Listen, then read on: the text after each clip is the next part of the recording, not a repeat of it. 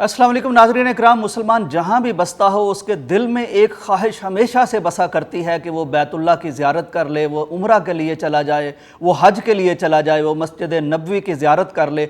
आज आपके सामने एक बड़ी दिलचस्प 4 बहनों की जो मराकशी बहनें हैं उनकी स्टोरी लेकर हाज़िर हुआ हूँ। ये बहनें भी बिल्कुल एक मुसलमानों की तरह इनके दिल में भी बड़ी ख्वाहिश पनप रही थी और तड़प रही थी कि ये बैतुल्लाह की ज़ियारत करें और हज पे चली जाएँ। हुआ ये कि इनकी उम्रें बढ़ती गईं, कोई सबब ना बना। हर दफ़ा इन्होंने कई बरसों पर मुहीत इनकी ख्वाहिश ये चली आ रही थी। हर दफ़ा ये मराकश में अपनी गवर्नमेंट को ये अपने कागजात देती थी कि हज के लिए इनका भी नाम निकल आए, लेकिन इनकी ख्वाहिश भी बड़ी अजीब थी, तड़प भी कुछ अजीब थी।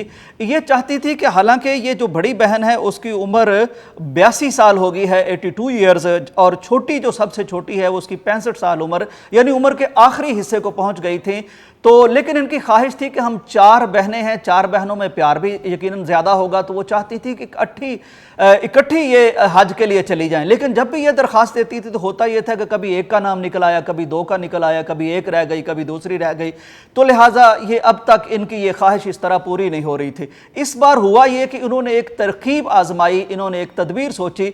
एक ही लिफाफे में 4 बहनों के कागजात और नाम लिखकर इन्होंने वो स्पुर्दे डाक कर दिए, या हज की जो वहाँ कोई इंतज़ामिया होगी उनको दे दिए मराकश में हुआ ये कि अल्लाह का करना इस तरह से हुआ कि जब उन्होंने कुर्रा अंदाज़ी की तो इनका वो लेटर एनवेल्प वो भी निकल आया।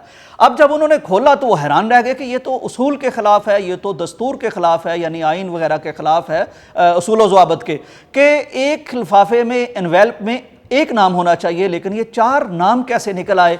इनके नाम थे फातिमा नासिर, हिलिया नासिर, खदीजा नासिर, आयशा नासिर सबसे बड़ी थी।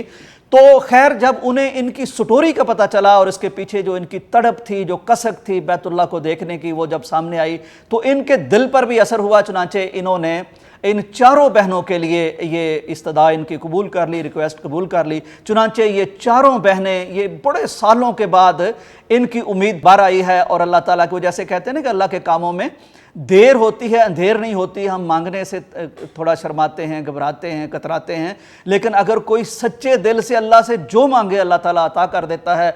अब ये रोड टू मक्का के तहत जो एक बड़ा शानदार इस दफ़ा प्रोग्राम है, उसके तहत ये इंशाअल्लाह ताला 4 बहनें हज करेंगी। बड़ी खुश हैं, बड़ी माशाअल्लाह मुसर्रत इनके चेहरों से छलकती है।